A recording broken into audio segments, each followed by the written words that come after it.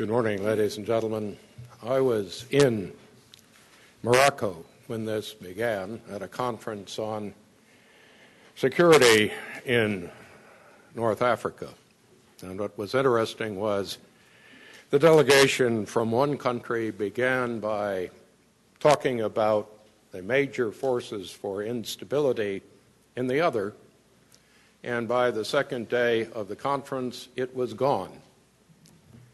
And what was also interesting was the total lack of agreement among virtually everyone as to the details, the causes, and the specific problems that they faced in security. And so what I'd like to do, rather than focus on individual cases, is just talk a little about some work we have done to try to look at the underlying causes of what is happening, how they're likely to be enduring problems, and that whether regimes survive or do not survive, these problems are likely to outlast this series of crises in far more countries than they are likely to be solved in.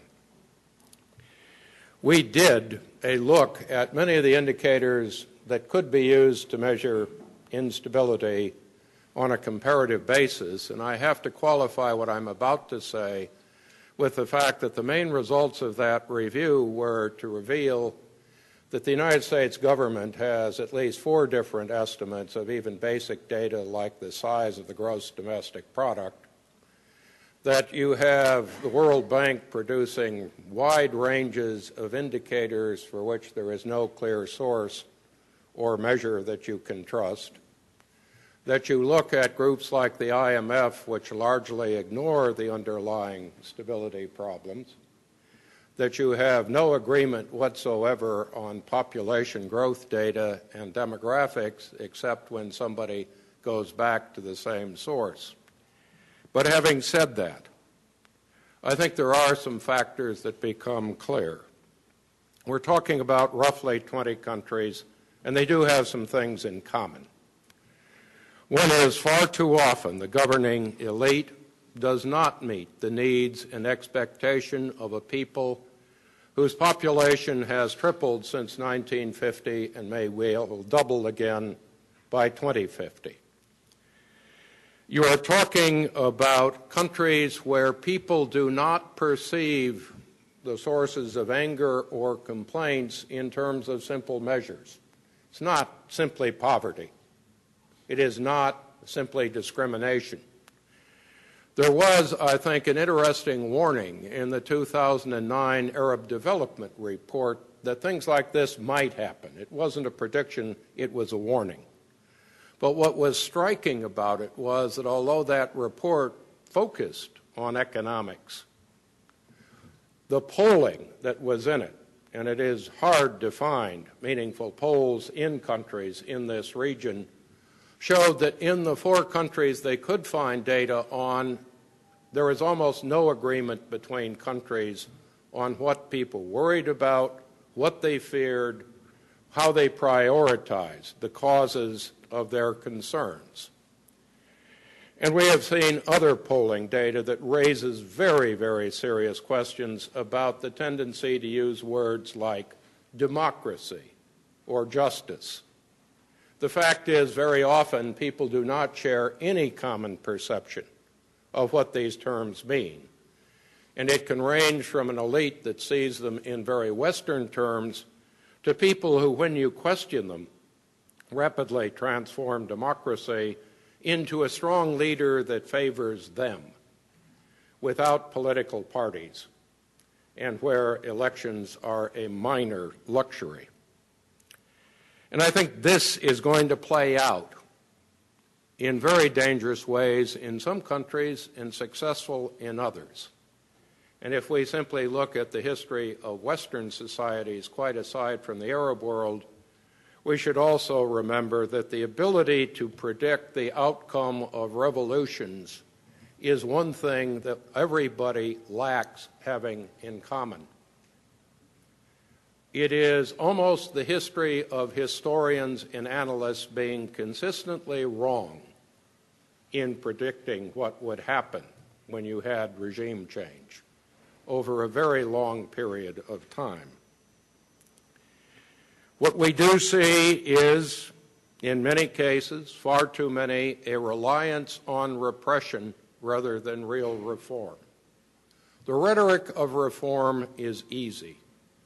Measuring in any transparent way whether the reform actually occurred is often extremely difficult, and when you do try to measure it, you find that people say things for which there is no substantial data to support that they actually achieved those results. What we also see over time, something that probably has played a role in what we see, is a very major increase in the size of internal security forces. Some of that preceded 9/11. Some of it has been driven by the pressure on counterterrorism by 9/11. Some of it has been simply a factor that there is, in rough terms, a correlation between the age of the regime and the growth and number of the internal security forces. One problem we have is that for all the talk of area expertise, political science, and reporting, there is almost no way to track with any accuracy how this has actually played out.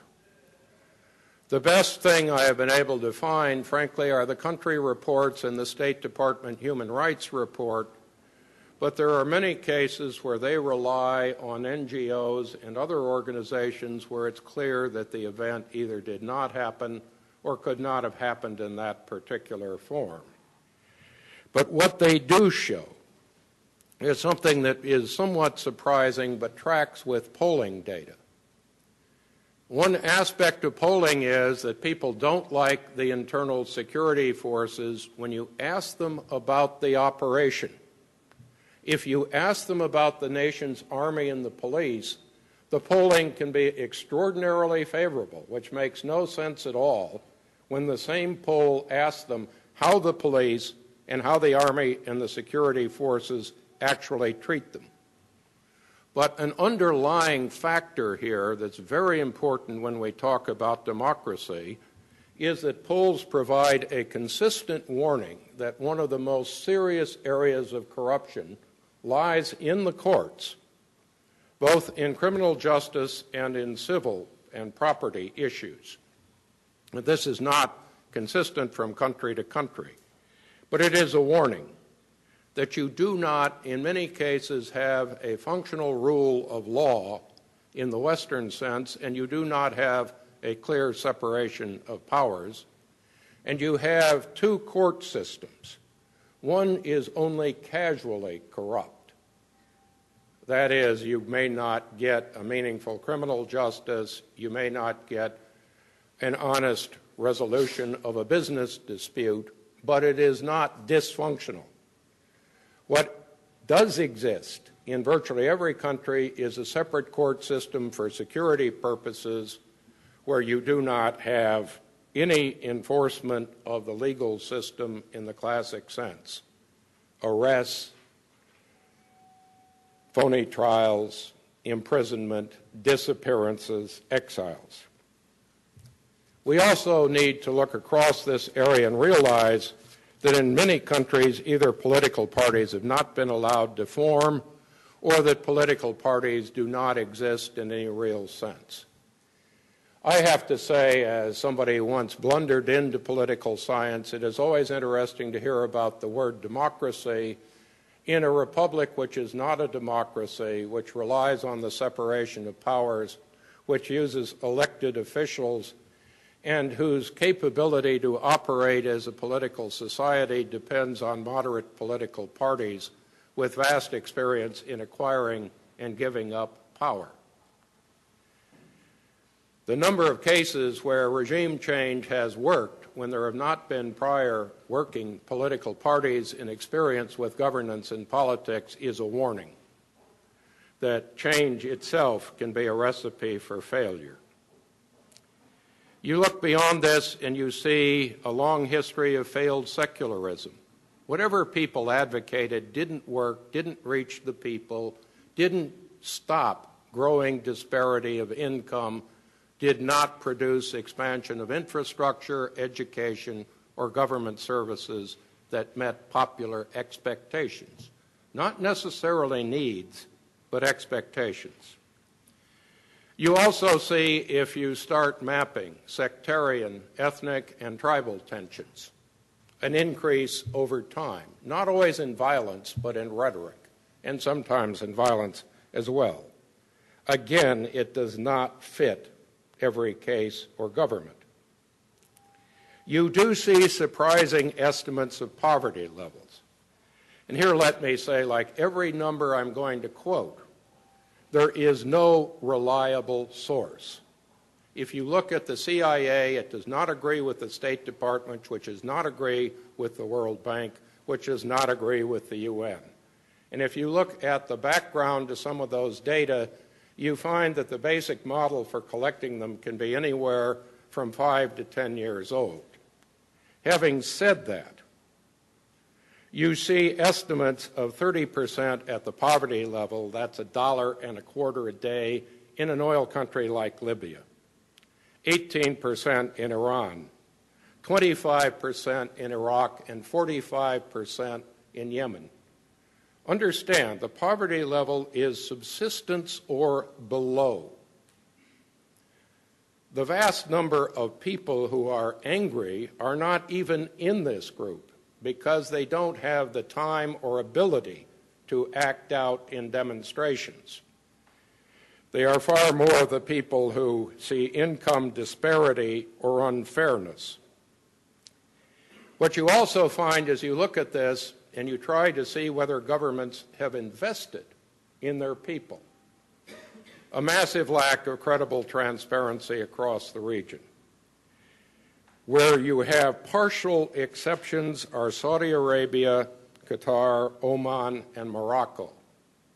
It's interesting when you actually look at the budget and investment and 5-year plan data to the extent they exist for other countries, their credibility could be described as lacking. In fact, the content is often missing. It's also true that governments that are not democratic in general do not poll. They may look at the polls, but it's interesting how often they do not bother to measure popular grievances. And that means also that far too often we look at demonstrators in a square or on television or the people with guns or the people who are loud or reaching out to the internet, and we take them far too seriously without knowing what the people as a whole think. Here, Iran is an interesting case. If you read through the literature, you find all kinds of comment about the internet and tweeting and the popular unrest and opposition to the regime. Fair enough, there was some, and we saw a lot of it. You look at 5 to 6 different polls, one of them has dubious credibility, and you find that there was very broad support in Iran for the election and the regime because they went beyond the demonstrators that were visible. Was the poll accurate? I doubt it. Does the regime know what's happening? No. The population data are truly frightening, and perhaps my colleague from George Mason is going to comment on that as well, but you cannot have a 3-fold increase in population in countries which lag far behind other more developing regions and meet popular expectations. All of us are aware you have very young populations. What you also find, to the extent the data are available, is these young populations peak in unemployment terms regardless of education, which is a very interesting metric. We don't have precise data, but going to secondary school and university does not get you a job anymore. Contacts, family, are far more influential. And we often see figures where you have 30% unemployment under 25 for males. women are often simply not included in the search for the labor force. We have some preliminary data which looks at another measure. Can young men and women afford to get married and buy a house? And the answer far too often is no. Some governments like Morocco have made this a really major priority. When Saudi Arabia announced the measures that the king issued after the 9th five-year plan during this crisis, he put a massive emphasis on housing. And there is, in a country like Saudi Arabia, a major deficit, particularly for young couples. You are looking at hyper-urbanization, which often extends beyond utilities, beyond services of the government. You look at satellite photography and you see that cities have large slum areas in far too many countries, where the government simply ignores or does not service the population. And social change is truly radical. When you have this level of urbanization, and in Saudi Arabia, for example, the CIA estimates, with whatever credibility, that urbanization went from 8% in 1950 to 85% today.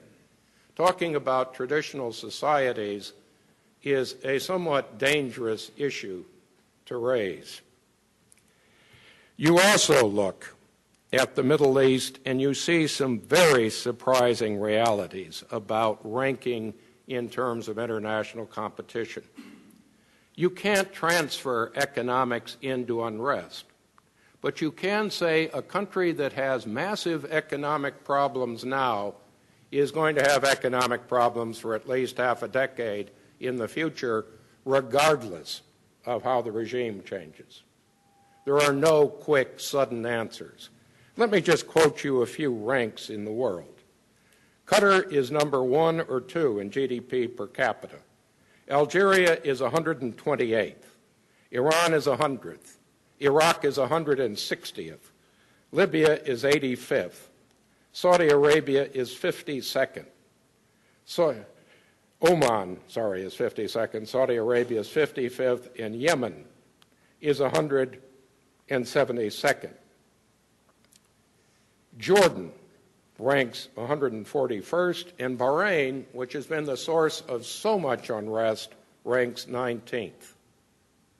So whenever we talk about economic causes, what we see again and again is not the obvious. Income disparity, perceptions of unfairness, perceptions of corruption, perceptions of nepotism, perceptions that you do not have a future, an opportunity. If you're young, you have nowhere to go, and if you have children, they have no place to go. So let me conclude. What is the message to the extent we have one? Calling for reform doesn't mean people know what they want. It means they share a common anger and lack of support for the regime, but they don't even agree on what they are against, much less what they are for. Regimes that do survive are probably going to go on repeating these mistakes until they are forcibly changed the next time. Regimes that do try to come to grips with these issues are going to have to be far more transparent and aggressively win public support, because these problems are far too deep to deal with quickly. And unless you can bring the people along with you in an evolutionary way, the new regime is not going to fix anything. If you look for historical parallels, there will be the 1789s in the Middle East. But my guess is there will be a lot more 1848s. The regime survives, and 10, 20, 30, 40 years later, the cost of that to the people is expressed in broad terms. Just very quickly, let me make some predictions for questions.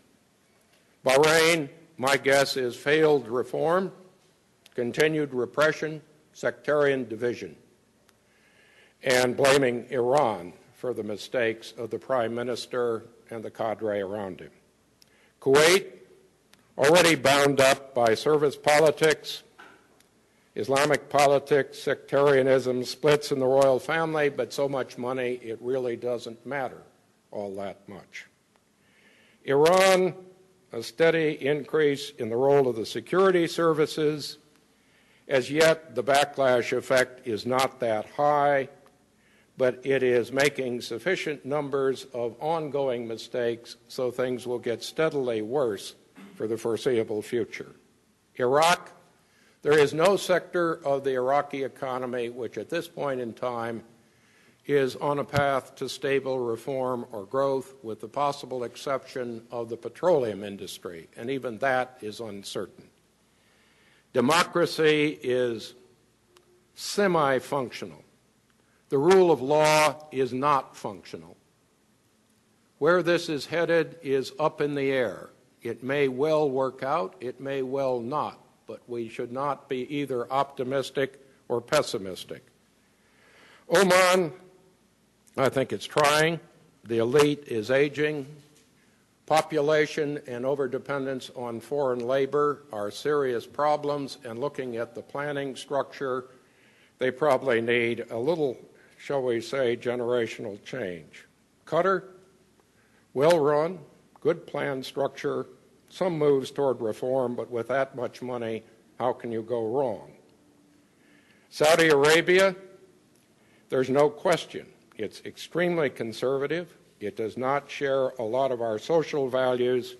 But what's striking about Saudi Arabia is government to government in this region, it has invested more money with probably more effectiveness in the immediate needs of the people than any other regime in the area. The UAE, too rich, too few natives to fail. It may well become the most successful South Asian country in the Middle East. Yemen, frankly, it's rather interesting that this is one of the cases where I think the World Bank has abandoned hope. You simply do not have a model that gets you out of the demographic, economic, water, and other issues. Countries survive in spite of economic planners. So let me just conclude with one other point here. Tom raised the issue, how do we address this? I think one clear point is nothing that happens is going to make a final change or set of reforms. If we are not prepared to work with each country on its terms, hoping for it to solve its own problems is simply not realistic. When we talk about the cliche of dual standards with this much instability, we have to act to our own interests and do it on a country-by-country basis. Talking about sending in the IRI or its democratic equivalent to sort of spread instant democracy failed dismally in Iraq and in Afghanistan, and it will fail again if that is seen as the solution to the region's problems. We're going to have to look at our security interests over time, and we're going to have to make some very hard choices between countries in a climate where, quite frankly, there is less and less domestic support for the kind of patience and role by the State Department, the expansion of country teams, and the kind of aid work that could actually work over time. That is not a happy conclusion. But we need to really look at ourselves if we want to actually have the relations we're going to need. Thank you.